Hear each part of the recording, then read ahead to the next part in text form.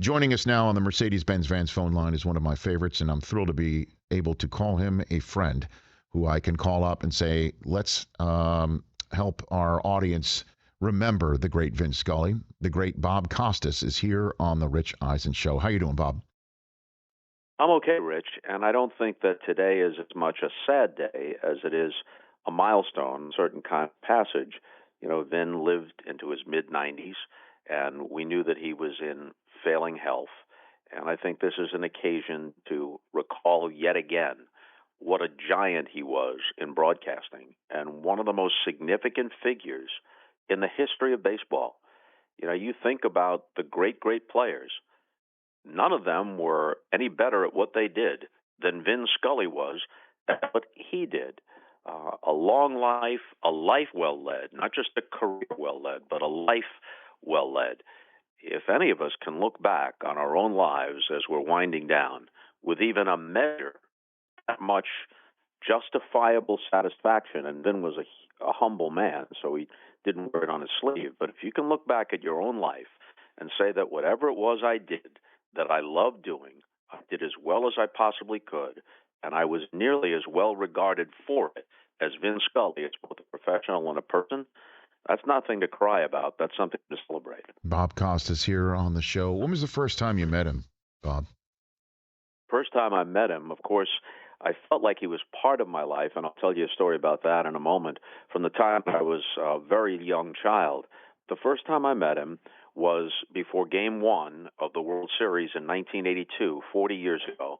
I was hosting the pregame show for NBC, the Brewers and the Cardinals at Busch Stadium in St. Louis, and Vin was doing the games on CBS Radio.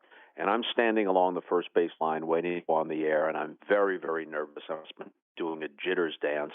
You know, I'm 30 years old. It looked like I was 15. And here comes Vin Scully into my line of vision.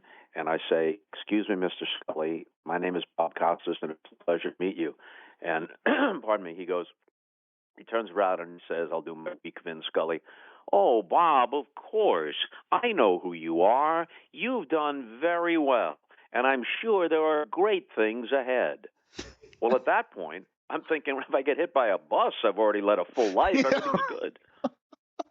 By the way, that's a very, very good Vin yeah. Scully impression, Bob. I got to tell you. But I'm sure you've had many opportunities to work on it. So the story when you were a kid is what involving? Well, it's this. I don't really remember Vin Scully on the Brooklyn Dodgers. The Dodgers and Giants went west when I was 5 years old. But we went west for a brief period of time, and there's a backstory there that I won't burden you with here. But we went west in 1960, in September of 1960. And my mom and sister went ahead, and my dad and I are driving across country, a 5-day drive from New York to what will be our new home for a couple of years in Southern California.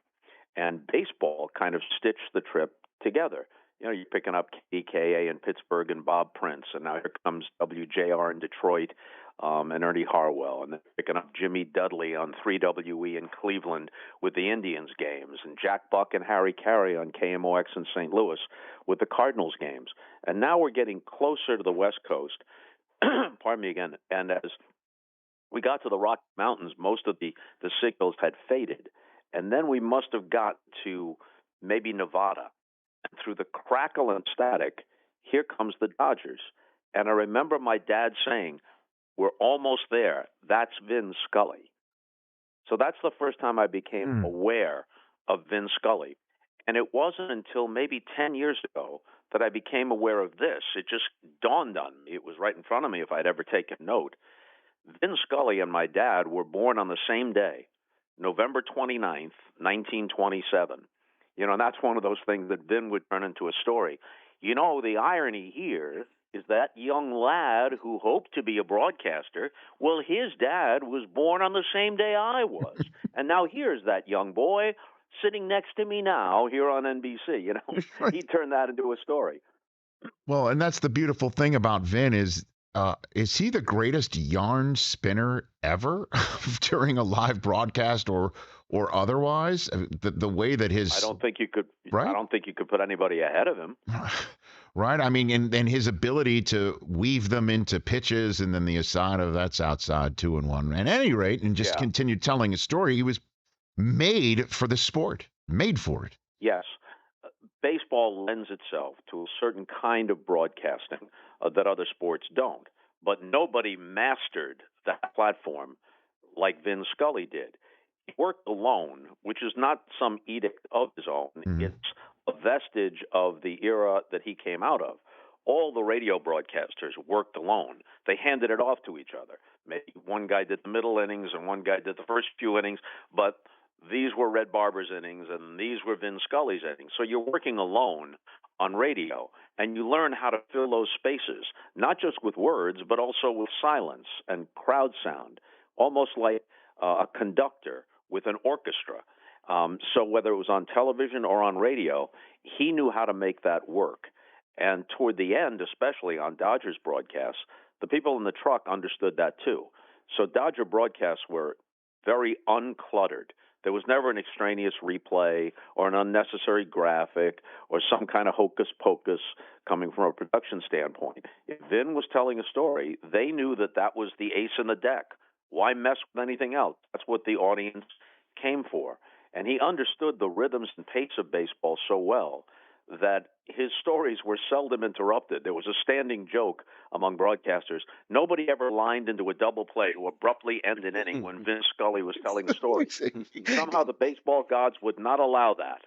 You know, if the count had to go to 3-2 on this batter with several foul balls for him to complete the anecdote about this batter, well, that's the way it happened. It's amazing, Bob, that you're so spot on that that's exact, because I was watching last night so many Vin moments, and I would be sitting there thinking, how's he going to get this story? And it's 3-2. Like, what's going on? And you're right. Like, the baseball gods allowed him the space to finish up what he was saying. And also, he's got to be the last guy that will ever, for in a broadcast, have the station broadcasting or the outfit broadcasting cough up a minute or a minute and a half of advertising time so they could come back early before an inning starts so he could turn his back to the field and his face to the camera and just tell a story. Like, we'll never see that again. Yes.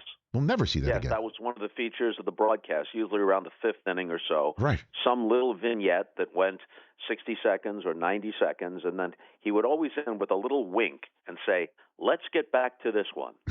So this is just a little interlude, a little story that your Uncle Vin is telling you, and now let's get back to this game. Bob Costas here on the Rich Eisen Show. I'll ask it. I know that this kind of is like a sports talk radio question, but I'll ask it anyway. Which do you think is his biggest, best moment? Meeting the moment being as big as it was, him meeting it, letting the crowd also tell the story where he was the maestro of it all, Bob. Well, which one stands out? There are so many that could be tied first. And I'm going to name three before I get to the one that is actually my choice. Okay. These three are better known to the national audience than the one I'm going to choose because they were either on national TV or it was a moment everybody saw on TV, which was Hank Aaron's 715th home run, which was called by Kurt Gowdy on NBC television, by Milo Hamilton in very exciting and capable fashion on Braves radio, and also by Vin on Dodgers radio. So people know what he said, not just the call of a home run, but in the aftermath. What a marvelous moment for baseball and for the country. A black man is getting a standing ovation in the Deep South for breaking the record of an all-time baseball idol. Vin excelled not just on the call of the play, but the sort of postscript thing that tied a ribbon around it, or the framing of a big moment leading up to the dramatic payoff. So that's where the Kirk Gibson at bat in '88 fits in. And it was not incidental. That count went to 3-2. It were simple foul balls.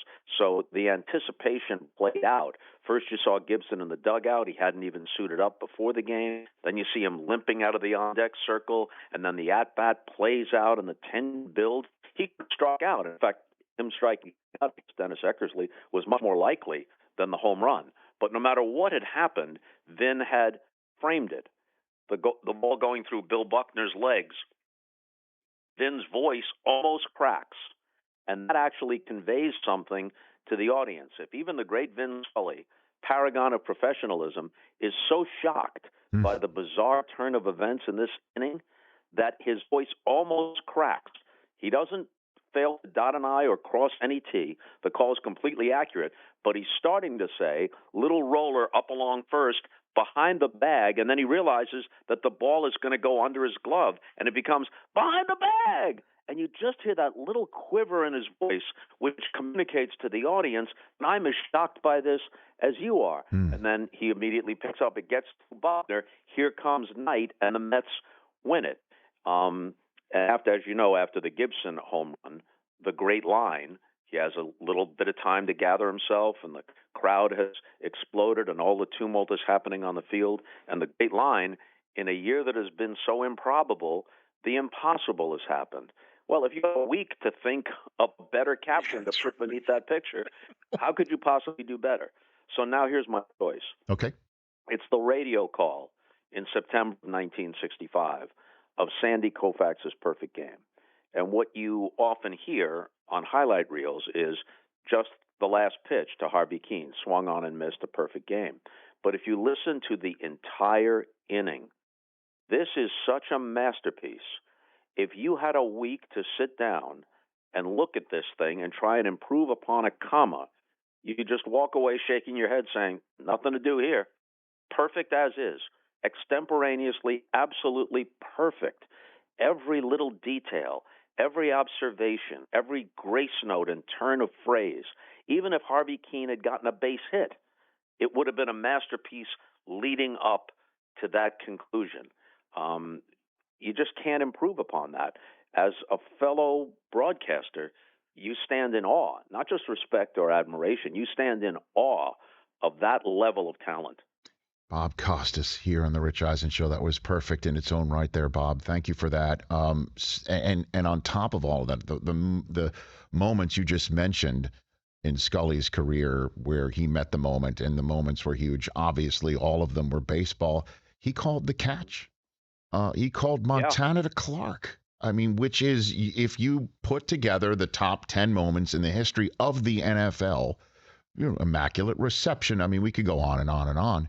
But the catch is there, not just because of how spectacular a play it was, but it is the moment where the Niners finally hit back at Landry's Cowboys and sparked not only this rivalry that still happens to this day. We talk about it at the last year's playoff game when the Niners and Cowboys played one another, but it was Montana's moment of a rival. It was Candlestick's potentially best moment ever. Scully had that too, Bob. Unreal. Yeah, and there was a line somewhere in there that Candlestick Park is a madhouse. A madhouse. Vin had a quality in his voice. Of course, it was distinctive, and it was very pleasing, and it was very well suited to the rhythms and pace of baseball, which he seemed to understand intuitively. But in any sport he called, this might not seem obvious until someone points it out. Vin's voice, like Al Michaels in his own way, is in a high register. It's not a basso profundo voice. It's in a high register, naturally. So that cuts through crazy crowds, whereas people whose voices are at a lower register sometimes get lost in the crowd. Vin's voice, as does Al Michaels in his own way and some others, cuts through every time. Unbelievable. Bob, I really appreciate the time. Before I let you go, I would be remiss if I didn't ask you about the here and now, your impressions of the trade deadline that just passed in baseball and how that might resonate and start pond ripples, dominoes tumbling towards October. What do you think? Well, I can't recall a crazier or more interesting trade deadline burst of activity than this one. And, of course, the Soto trade is at the heart of it. But you have to say this, that if Mike Rizzo's back was against the wall with the Nats, if he had to make some kind of deal, he certainly got everything he possibly could. He pretty much got the cream of the crop of the Padres farm system. But the Padres are serious about this.